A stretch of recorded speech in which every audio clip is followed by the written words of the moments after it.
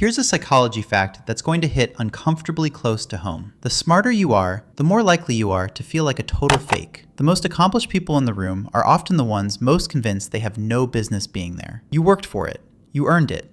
You got the job, the grade, the promotion, the opportunity, and your very first thought was, they're going to find out I have no idea what I'm doing. That voice, that feeling, that constant waiting to get caught. That's not you being modest. That's not you being realistic. That's your brain playing a very specific trick on you, one that millions of people experience and almost nobody talks about out loud. It's called impostor syndrome. And once you understand what's actually going on inside your head when it hits, you'll realize why every piece of advice you've ever gotten about it has been completely useless. Just believe in yourself. Own your success. You earned it. None of that works. You've tried. It doesn't stick. Because this isn't a confidence problem. Telling someone with imposter syndrome to just be more confident is like telling someone with a broken leg to just walk it off. The cause runs deeper, and what's actually going on will probably surprise you.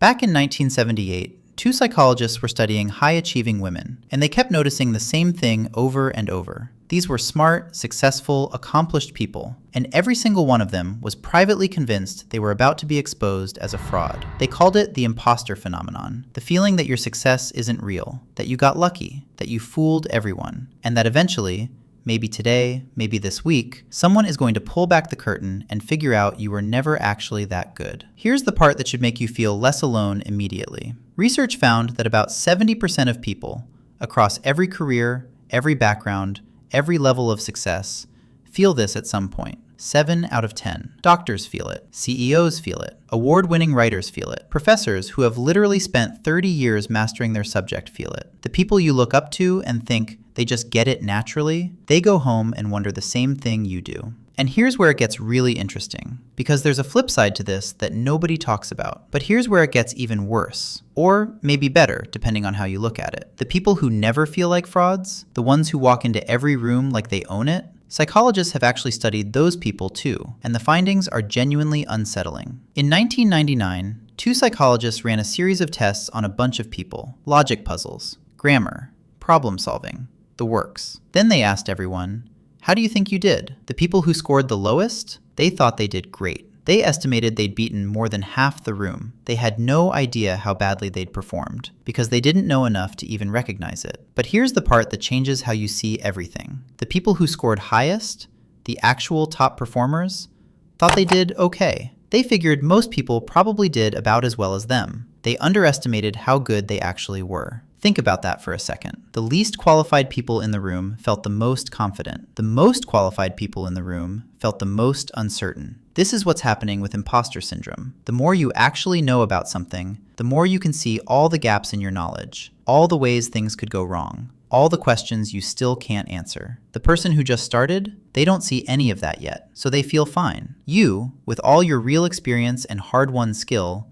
can see exactly how complicated it all is. And that makes you feel like you're behind. You're not behind. You're just far enough ahead to see the full picture. Here's the painful part. Imposter syndrome doesn't go after people who are coasting. It goes after people who genuinely care about doing a good job. The fake feeling is almost always proportional to how much you actually give a damn. And the people who never feel it, who cruise through life fully convinced they're the smartest person in every room, those are usually the people everyone else is quietly worried about. Here's why imposter syndrome is so hard to shake. It builds a trap that gets tighter the more you succeed. You get a big opportunity, new job, new project, new challenge. The voice kicks in immediately. You don't deserve this. You're going to mess it up.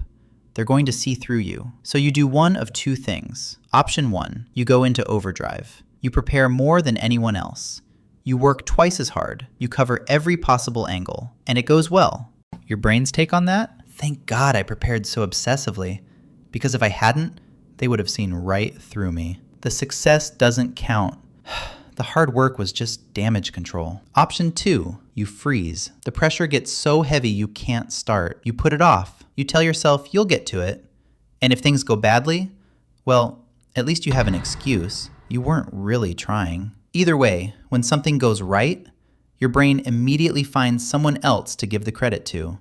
Luck, good timing, low expectations, a generous examiner, the fact that no one else applied. And when something goes wrong, that one lands fully on you. That's proof you were never good enough. Win, not your fault. Lose? Completely your fault. That's the game your brain is playing, and it's rigged. No amount of success breaks this loop on its own, because your brain is just rewriting the story every single time. But here's the part nobody wants to admit. Imposter syndrome isn't just something that lives inside your head. The world around you, your workplace, your school, even your family, might be making it significantly worse. And most people never connect those dots. The researchers who first studied this found that most people with deep imposter syndrome grew up in one of two types of households. The first type, you were the smart one. Your family built that into your identity. They expected things to come easily to you. So when they didn't, when you had to struggle, when you had to try hard, when you made mistakes, you quietly concluded, maybe I'm not actually smart. Real smart people don't have to work this hard. The second type, someone else in the family was the smart one. A sibling, a cousin. You got a different label, the funny one, the creative one, the social one. So every time you achieved something, there was always a small voice asking, does this count? Or am I just getting away with it? Both of those early experiences install the same quiet belief. My success is borrowed, fragile, one bad day away from being taken back. Then you go into a competitive environment, school, work, whatever, and everyone around you looks like they have it together. Nobody's talking about the parts that are hard. Everyone's projecting confidence. So you're comparing your messy, uncertain inner experience to everyone else's polished outer performance. It's not a fair comparison, but it feels like evidence. And if you're someone who was already made to feel like an outsider because of where you come from,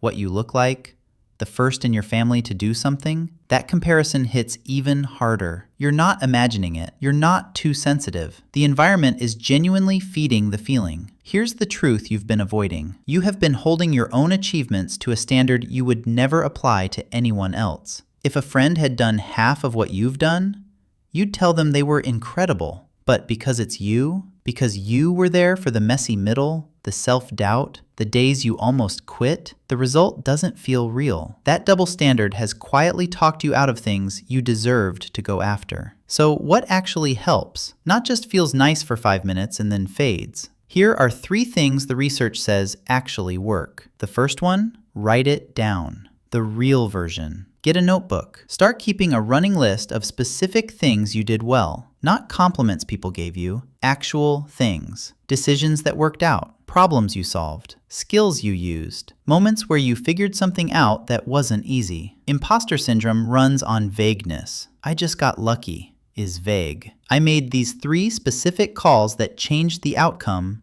is not. When the feeling hits and your brain says you don't belong here, open the list. Vague feelings lose to specific facts every time. The second one, stop saying I am, start saying I feel. There's a huge difference between thinking I am a fraud and thinking I feel like a fraud right now. One is a fact about who you are. The other is a weather report, and weather passes. Research found that simply learning to notice your imposter feelings without treating them as the truth, just observing them, not fusing with them, significantly reduced how much those feelings controlled people's behavior. You're not the feeling. You're the person having the feeling. That gap matters more than you think. The third one? Say it out loud to someone you trust. Imposter syndrome survives on secrecy. It needs you to believe you're the only one in the room who feels this way. The fastest way to break the spell? Find out you're not. Talk to someone you respect. A colleague, a mentor, a friend who's achieved things, and tell them honestly what's going on in your head. The odds are extremely high that what comes back will be, oh my God, me too. Not because everyone is secretly incompetent, because this is just what it feels like to actually care about doing something well. Here's the reframe I want you to take away from this. The fraud feeling isn't a sign that you don't belong. It's a sign that you're trying something that actually matters to you, something where failure would actually hurt. It shows up at exactly the edge of your comfort zone, right where real growth happens, right where you're stretching past what feels safe. The people who never feel it aren't braver than you. They're either not risking anything hard enough to trigger it, or they just don't have enough self-awareness to notice it when it comes. The goal isn't to make the feeling go away forever. It probably won't. The goal is to stop letting it make decisions for you.